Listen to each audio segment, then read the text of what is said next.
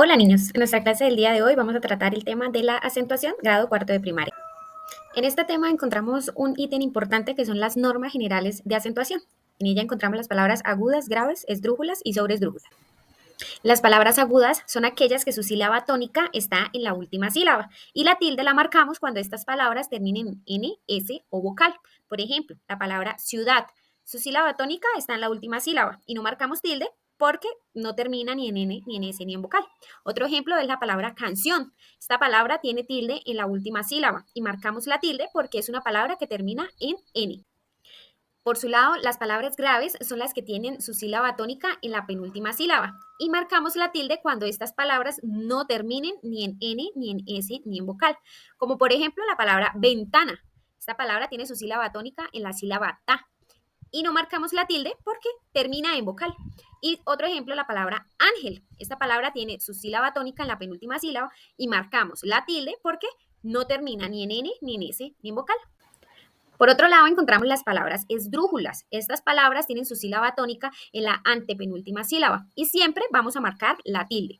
Como por ejemplo la palabra pirámide. Esta palabra tiene su sílaba tónica en la antepenúltima sílaba y marcamos su tilde. Y otro ejemplo es la palabra médico. Tiene su sílaba tónica en la antepenúltima sílaba y marcamos la tilde. Y por último, encontramos las palabras sobreesdrújulas. Estas palabras tienen su sílaba tónica antes de la antepenúltima sílaba. Y también vamos a marcar siempre la tilde, como es, por ejemplo, la palabra cómpramelo. Esta palabra tiene su sílaba tónica antes de la antepenúltima sílaba y marcamos la tilde. Otro tema importante es la acentuación de diptongos, triptongos e hiatos. Antes de conocer los diptongos, debemos de tener clara cuáles son los tipos de vocales.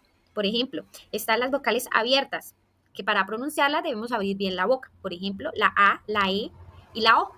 También encontramos las vocales cerradas, que son las que al pronunciarla pues no abrimos la boca, como son la I y la U. El diptongo son dos vocales que se pronuncian en una misma sílaba. Pero hay que tener presente tres casos muy importantes. El primero, que tenemos que encontrar una vocal abierta y una vocal cerrada. Por ejemplo, la palabra neurona.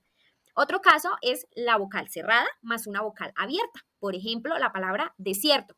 Y por último, dos vocales cerradas distintas. Por ejemplo, la palabra triunfo.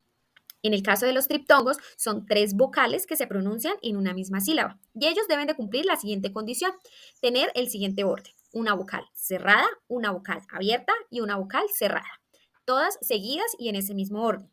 Por ejemplo, la palabra semiautomática.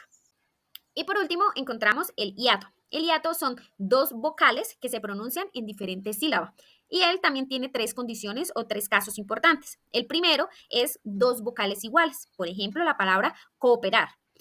El segundo caso son dos vocales abiertas distintas, como es el caso de la palabra teatro.